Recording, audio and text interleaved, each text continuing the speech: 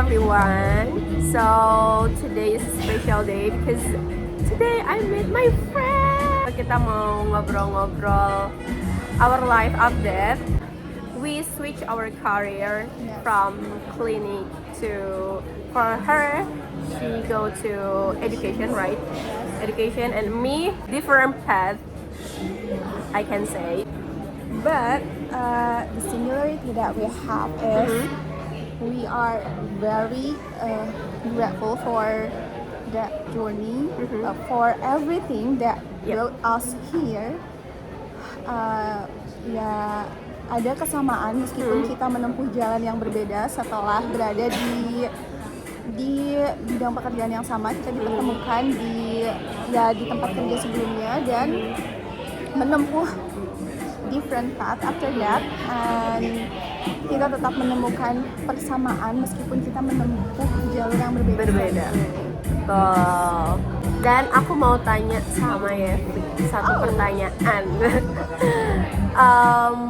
Setelah kamu menjalani pekerjaan kamu sekarang, apa yang bikin kamu merasa excited dengan pekerjaan kamu sekarang?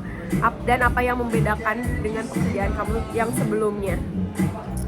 Ada dua pertanyaan. Yang pertama, apa yang membuat excited adalah pertama, banyak hal baru yang aku lakuin dan ternyata hal baru itu tidak semenakutkan yang aku kira di awal. To be really honest, to switch a career from health to education is not instant process. It's not that easy. Dan ada banyak hal baru yang I have to adapt. Kayak beradaptasinya tuh harus secepat itu, dan tapi ternyata di perjalanannya aku merasa I think this is what I pray for, this is what I looking for selama 3 tahun aku bekerja di healthcare. Kayaknya ini loh yang aku cari gitu. Kan sebelum setahun ini ada banyak sekali hal baru yang aku pelajarin dalam hal sosial, dalam hal intelektual, dalam hal emosional, every aspect of life, kayak all in at one time, kayak dihadapkan dengan orang baru, pekerjaan baru, belajar hal baru. Itu menghadirkan excitement yang luar biasa sih. Terus yang membedakan sama pekerjaan sebelumnya mungkin lebih kayak repetisi, yang kayak aku tuh udah I know exactly what I have to do when I go to workplace. Kayak aku tahu aku akan datang jam segini, melakukan apa, dan keluar jam segini. It is exactly seperti yang aku plan. But sekarang tuh there are so many unexpectable. Meskipun aku sudah berencana di job desk-nya ini, tapi setiap harinya tuh ada aja hal baru yang menuntut aku tadi nyambung lagi belajar. Jadi yang membedakan adalah aku lebih banyak dituntut untuk lebih banyak belajar. Itu sih. Dan ya tadi bidangnya beda kan, yang satu pendidikan ketemunya pasien, yang satu kesehatan ketemunya pasien, yang satu lagi pendidikan ketemunya mahasiswa, dosen, sivitas akademik, orang-orang pintar yang ya gitulah, menakutkan sekaligus very exciting. Jadi setiap harinya tuh selalu ada hal yang bikin kamu tertantang ya, challenging, yes. Bikin kamu bisa learning juga, dan growing juga gitu. That sense of growth that I really crave before. Ya aku mendapatkan itu sekarang. Sense of growth-nya yang aku syukuri banget. Seru banget, keren banget. Meskipun ya ada juga struggle-nya, tapi ya itulah kurang lebih gambarannya. Oke, sekarang mari kita korek pengalaman. Ya. Sebenarnya tadi aku udah nanya banyak banget sih. Tapi nggak kita record ya. Sebelum di record ini. Yaudah, gitu ya. pertanyaan lain aja. Tadi aku udah mendapatkan spill apa sih hal yang membuat Evi sangat joyful menjalani kehidupan di Australia. Dan salah satunya karena the difference of salaries between here and di sana yang sangat beda jauh gitu ya. Kayak in 1 year you kayak growth saving and your growth income-nya tuh tinggi banget pasti. Dan aku mau tadi ke kebalikannya. Apa sih yang nggak banyak orang tahu tentang nggak usah di spill semuanya juga nggak apa-apa. Apa sih yang nggak banyak orang tahu tentang behind the scene kehidupan kamu di sana? Karena kan not always positive, bukan hanya hal-hal yang membahagiakan, tapi ada nggak sih hal-hal yang struggle, terutama di struggle-nya yang jarang kamu bagikan gitu. And how you survive that? Okay. Yang aku alami selama aku working holiday itu adalah kita setiap harinya hidup dalam ketidakpastian. Itu sesuatu hal yang pasti yang aku rasain, karena misalnya kita tidak pasti kerja di satu job aja, karena kita pun bekerja dalam, bisa aja kerjaannya itu seasonal, dimana kalau misalnya kerjaannya udah beres ya berarti kita istilahnya itu pengangguran gitu, unemployed.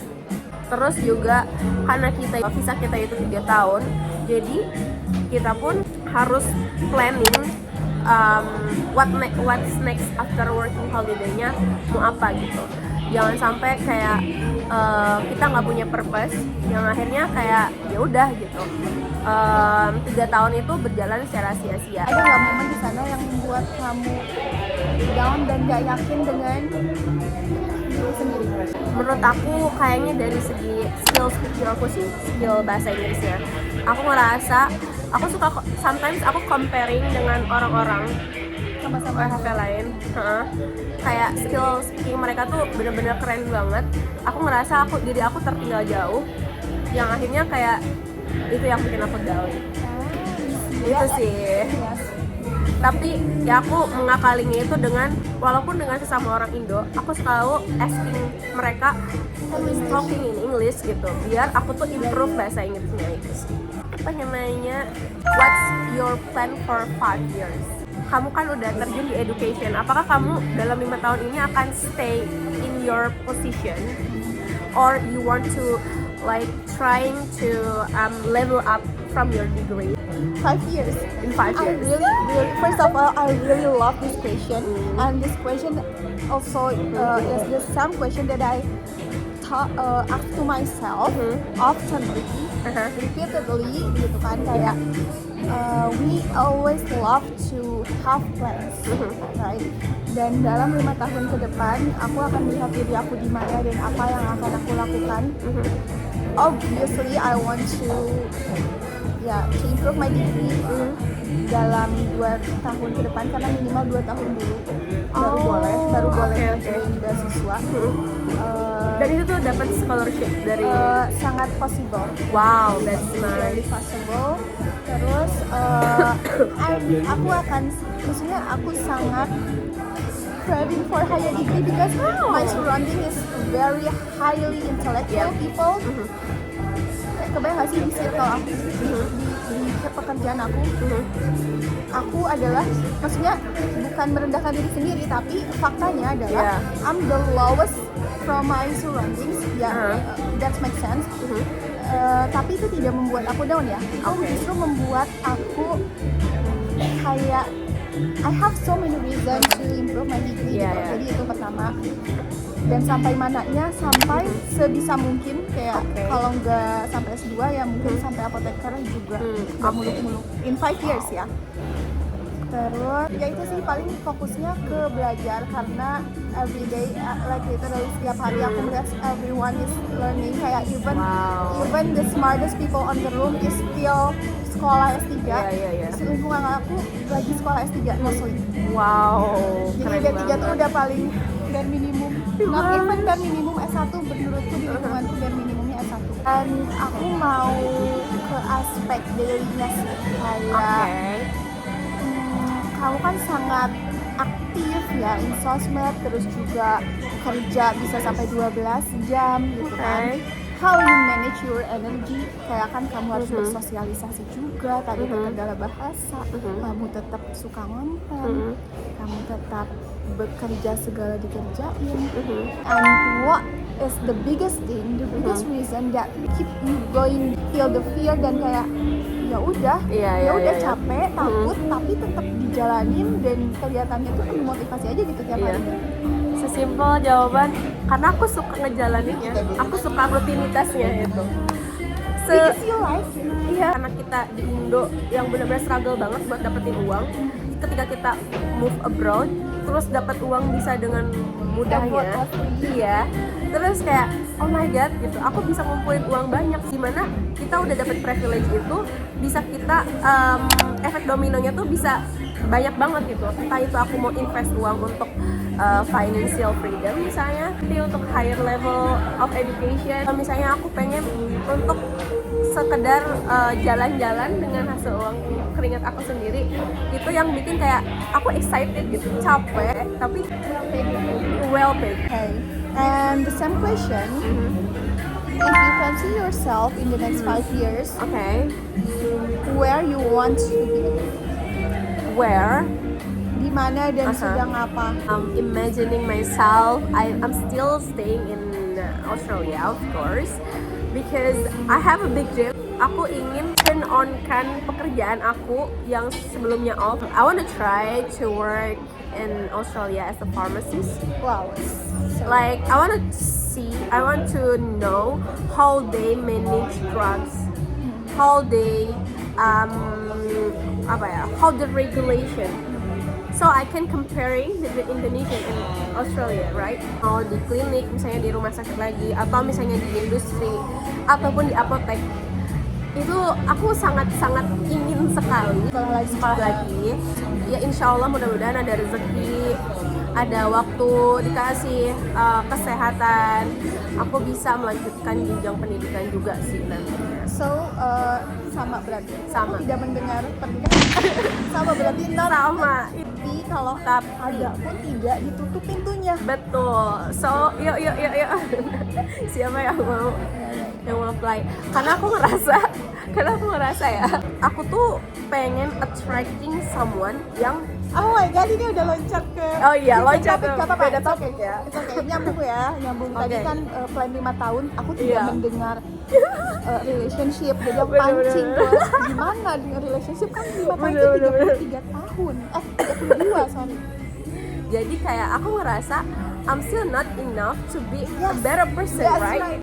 Aku belum cukup di sini doang gitu. Kalau pengen dapet seseorang yang lebih better dari kita, We need to improve ourselves too. yeah, Yes. exactly. Yes. That's why gitu. Aku memantaskan diri gitu. Yes, bukan priority tapi tidak menutup diri. That's right. Bukan nggak mau, tapi we are currently focus on improving ourselves karena kita merasa bukan merasa belum cukup ya, Yeah. tapi merasa masih banyak hal yang worth to fight for. Bukan berarti relationship tidak worth luar gitu, tapi Yeah. itu aku ya tadi back to bare minimum Bare standar minimum. kita sendiri ya. We have certain standard for ourselves. Kayak Yes. aku ingin aku misalnya ingin minimal aku yang satu dia sebelum nikah, Iya. minimal salary aku segini sebelum nikah, minimal aku udah punya aset ini sebelum nikah, Yep, gitu kan. benar. Pernah nggak kamu males? Males pernah dong. Terus? Of course. Terus pernah nggak lagi Oh, berjam-jam? pernah. Sering nggak? Scrolling juga sering. Tapi yang membedakannya kan biasanya kalau FYP itu yang kita sering lihat. Jadi aku tuh kalau misalnya consuming social media sebenarnya bukan yang was my time banget. Itu tuh sebagai inspiration aku untuk making content lagi. Oh, aku belajar nih orang tuh bikin konten tuh kayak gini gitu. Itu yang that's nggak such a good insight. zero banget gitu. Jadi nggak useless banget ketika aku lagi males-malesan. Aku melihat kamu sebagai orang yang purposeful, kayak know what you want and have high level of awareness sih menurut aku, kayak sadar aku tuh maunya apa is so important. Not everyone know exactly what they want. Iya. Terutama in the early quarter life gitu misalnya ya. Ya aku juga, kita juga pasti pernah mengalami moment of doubt tahu nih mau kemana nih. Tapi ya tadi ya kayak lakuin aja semuanya. Ya maksudnya karena ngelakuin itu kita jadi nemu jalannya gitu. Bener loh. banget, Meskipun bener banget. di perjalanannya banyak sekali tembok-tembok yang kita temuin, tapi at the end we know that tembok tuh bukan halangan gitu loh, tapi kita tahu ini salah dan kita nggak akan kesini Iya, lagi. iya, gitu. bener banget, bener Berarti banget. bukan di sini jalannya Iya, gitu iya. loh. dan punya keberanian untuk seeking for another door gitu, dan bahwa bumi Allah itu luas, dan bahwa Allah tuh selalu ngelihat usaha kita gitu ya, bahwa usaha kita tuh nggak akan sia-sia kalau kita misalnya merasa pernah dizolimi sama orang, sama perusahaan misalnya, sama apapun itu. Back to ourselves, ketika perasaan gue tuh udah bener deh kerja, masa gue tuh nggak pernah nyolong, gue tuh bener gitu, lurus-lurus aja hidupnya, as long as we lurus-lurus aja dan keep going with our life, kayak pintu Allah tuh luas banget ternyata, banget ya. wow gitu. Kita merasakan sendiri berdua ya. Aku punya pertanyaan buat kamu juga. Sampai dingin kayak Aku pengen nanya, passion or profession? passion or profession. Boleh nggak sih kita itu muluk-muluk pengen dua-duanya? Dua-duanya. Jadi profesi kita itu adalah passion kita. Bisa. Boleh. Boleh. Tapi tidak semua orang punya privilege itu Bener menurut banget. aku. Sejujurnya, hal yang membuat aku tadi excited dan bahagia adalah my current profession is also my passion. Oh wow. Kayak ya gitu. Jadi udah menemukannya gitu. Dua-duanya udah dapet di Iya. profesi kamu. Selama hampir setahun ini aku tidak pernah merasa aku menyesal. Aku tidak pernah merasa ingin switch karir lagi gitu ya. Enggak, aku merasa enjoy my every single day. Aku merasa this is exactly what I want, what I pray for. Iya. Aku tahu kamu tuh seneng banget nulis dan tulisan kamu tuh bagus banget. Wow. Ada nggak ketertarikan lagi untuk nulis? Seneng banget tulisan dia. Aku tuh baca tulisannya kayak wow, amazing gitu. Contohnya apa, kayak di Medium atau Iya kayak di apapun? Medium, kan aku lupa deh. Udah lama kan kamu Iya, nulis. udah lama. Ini kalau kamu konsisten, kamu bisa bikin buku itu sangat possible gitu. Oh, such a good compliment. Thank you so much. Ya, ada keinginan very big, sangat besar. I okay. always adore with Sana. Oh iya, Sana bagus. Iya, dia idolaku. Aku sangat pengen, tapi masih banyak excuse. Karena sekarang aku masih di fase adaptasi dengan pekerjaan baru. Masih kaget banget, tiap hari tuh aku ada aja deg-degannya karena different months, misalnya kadang beda kurikulum, kadang ganti-ganti mata kuliah, ganti-ganti Iya sih. kebijakan. Bener banget. Gitu. Banyak hal baru yang sampai saat ini aku harus adaptasinya gimana sih? Iya, Atau iya, misalnya aku pun mengevaluasi terus cara belajar aku gimana sih? Iya. Terus ternyata belajar gini nggak efektif, misalnya dengan menulis tuh nggak efektif. Gimana sih? Atau ya aku masih try to learn and unlearn about my current job gitu. Jadi hobi-hobi lain kayak konten aku udah enggak, podcasting aku udah enggak, nulis aku udah enggak, yang mana dulu tuh itu yang membuat aku tuh kayak semangat untuk wake up gitu. Merasa senang aja ketika nulis tuh, meskipun ya for the purpose of hobi aja gitu. Kalau ditanya ada kepengen atau enggak, sangat pengen, tapi sekarang fokusnya masih di kerjaan utama dulu. But it's such a good compliment and also reminder. Thank you so much. Dan let me ask you again. Dari 1 sampai 10, how you fall in love with Aussie? Oke, rate berapa ya? 9 of 10. Oh, kind of. Satunya karena apa? Aku Satunya kira 10 out of 10. Satunya pasti ada hal yang kurang sesuai. Satunya mungkin dari segi aku harus bisa menjaga diri aku di sana. Dalam artian kayak kita tuh di sana minoritas. Menjaga iman, jaga sholat, jaga diri. Itu di sana tuh terlalu banyak freedomnya sampai kita lupa dengan religion kita. Itu hal yang aku takutkan ya. Karena environment itu bisa mempengaruhi kita gitu. Mungkin sekarang environment aku masih oke, tapi someday you don't know, iman kita lagi in the lowest point. Terus juga dari segi ibadah wajib, toleransinya gitu, kayak kita tuh kayak dengan easy-nya menjamak sholat, tapi kan reasonnya tidak sesuai syariat. Tapi such a very wise answer. I didn't expect that. Kayak 1 kenapa enggak 10 out of 10 gitu kan? Iya.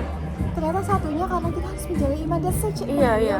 really nice answer. Karena ya aku berada di sana pun itu adalah rezeki dari Allah gitu. Jangan sampai ini sebagai hal istidraj gitu. Oh my god, that's Kenikmatan yang padahal itu tuh sebuah hal hukuman dari Allah gitu. Padahal aku ada di sini ke Australia pun itu tuh dari Allah gitu, bukan semata-mata usaha aku semua gitu. Itu sih yang jadi harus jadi reminder bagi aku. and how you remind yourself, kayak how you recharge yourself. I joined the community, like Muslimah community. So they have like halaqah every week. Wow.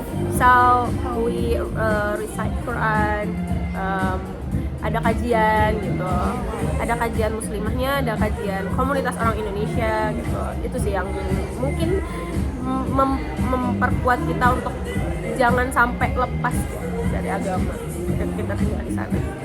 Sekarang lagi ada deket sama cowok nggak? Nggak Mana? nyambung Ya Allah ya. Nggak ada, sorry. Oh my god. Tiba-tiba aja. Hi everyone, kita mau bikin challenge ngobrolin hal random dalam waktu 30 detik. Dan kita akan spin dulu pertanyaannya. Are you ready? Ready? Let's go. What's that? Aman, nggak usah.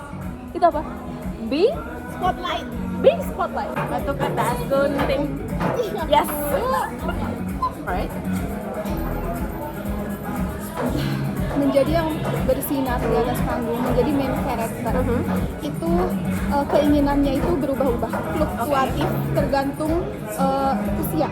Dulu aku seneng banget di SMP, seneng banget spotlight. Pas SMA nggak, sama sekali nggak seneng.